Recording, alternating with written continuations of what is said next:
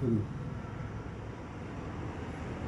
बंधु, हमारा देश आज़ाद हो गया, लेकिन यह आज़ादी वास्तव में मिली किसको?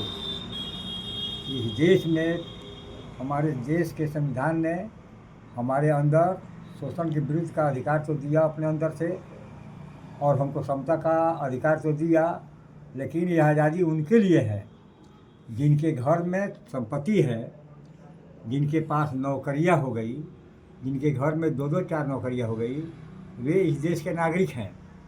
और जिनके घर में नौकरी नहीं मिली, वे इस देश के नागरिक नहीं हैं, वे कमज़ोर हैं, वे असफल हो गए हैं, इसीलिए वे इस देश का नागरिक नहीं है।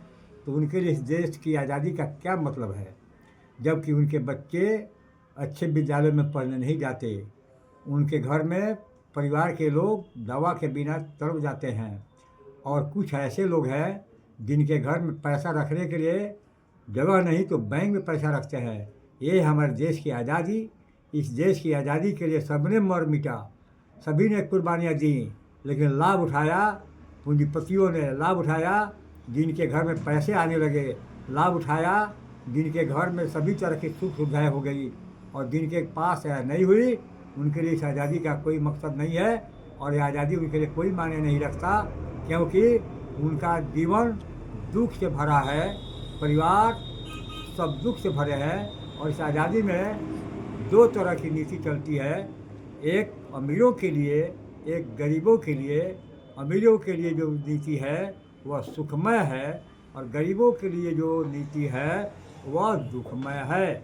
और इसके खिलाफ जो लड़ते हैं वे सरकार की निगाह में, कानून के निगाह में दोषी हो जाते हैं।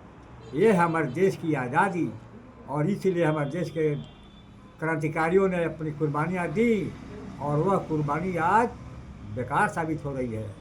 क्यों बेकार साबित हो रही है? कि जिस शोषण के खिलाफ वे लड़े थे वही शोषण आज भी बदस्तूर जारी है, इसलिए इसका विरोध आवश्यक है।